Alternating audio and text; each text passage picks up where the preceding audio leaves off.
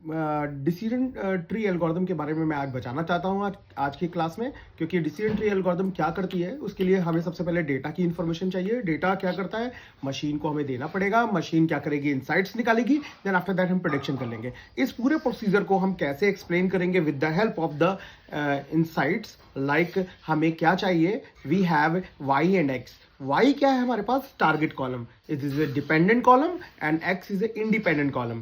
Then after that we have to solve insights. Like कह सकते हैं कि डेटा कलेक्शन प्रोसेस क्या है, एनालिसिस क्या है, एंड विजुअलाइजेशन क्या है, स्टैटिस्टिक्स क्या है, and identify the features like domain knowledge, EDA and statistical analysis. Like a correlation process की तरफ जाएंगे। कोरिलेशन प्रोसेस में क्या होता है कि first correlation is positive correlation, negative correlation and third correlation is neutral correlation. Then after that हम क्या करेंगे कि हमें ये डिसाइड करना पड़ेगा कौन सी एल्गोरिदम बेस्ट है दिस डेटा सेट के लिए। तो एमएल एल्गोरिदम एक्सपर्ट, इस एमएल जो एक्सपर्ट होते हैं वो एक्चुअली हमें ये आपको डिसीजन लेना पड़ेगा कि कौन सी एल्गोरिदम यहाँ पे बेस्ट रहेगी। उसके लिए हमें यहाँ पे इनसाइट्स की तरफ जाना पड़ेगा। आफ्टर दैट हम क्या करेंगे, सपोज दैट मैंने डिसीजन ट्री एल्गोरिदम को अगर स्टार्ट करने के लिए सोचा, तो उसके लिए हमें क्या सबसे पहले जज करना पड़ेगा कि क्लासिफिकेशन प्रॉब्लम है कि रिग्रेशन प्रॉब्लम है। सबसे पहले वो देखना पड़ेगा। आफ्टर दैट हम क्या करेंगे, यहाँ पे क्लासिफिकेशन अगर लगा रहे हैं तो कौन सी टेक्निक लगाएंगे, एंट्रोपी लगाएंगे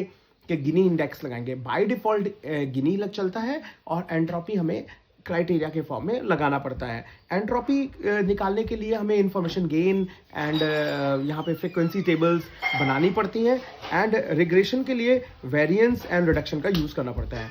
वर्किंग कॉन्सेप्ट यहाँ पे डिसीजन ट्री के लिए क्या है, डेटा को रिपीटली स्प्लिट कराना पड़ता है and based on the best features like a goal the maximum purity create करना। तो सपोज दैट हमें यहाँ पे एंट्रोपी कैसे कैलकुलेट करेंगे, इसका फॉर्मूला हम लोगों ने बचपन में पढ़ा हुआ है जब हम लोग किड्स थे। तो 10th एंड 12th की प्रिपरेशन में हम लोगों ने प्रोबेबिलिटी पढ़ी हुई थी। वहाँ पे क्या था, summation of I is equal to 1 to c minus का P I log base 2 of P I. तो this is the probability formula, and जितनी नंबर ऑफ क्लासेस होंगी उसी हिसाब से यहाँ पे समेशन को एक्सपैंड करके हम खोल सकते हैं। देन उसके बाद हम क्या करेंगे, मॉडल बनाएंगे। मॉडल डिसाइड करेगा डिसीजन ट्री कैसे करते हैं। उसके बाद मॉडल को फिट करेंगे जिससे हम ट्रेनिंग को डेटा को फिट कर पाए। फिट कैसे करेंगे, ट्रेनिंग डेटा के साथ X tree and Y tree लगा के। एंड आफ्टर दैट हम क्या करेंगे, टेस्टिंग करेंगे। टेस्टिंग के बाद हम प्रेडिक्शन निकाल लेंगे। इसके बाद इवोल्यूशन करेंगे एंड इंफॉर्मेशन गेन भी यहाँ पे एक इंपॉर्टेंट फैक्टर है जिसको हम अगले वीडियोस में डिस्कस भी करेंगे।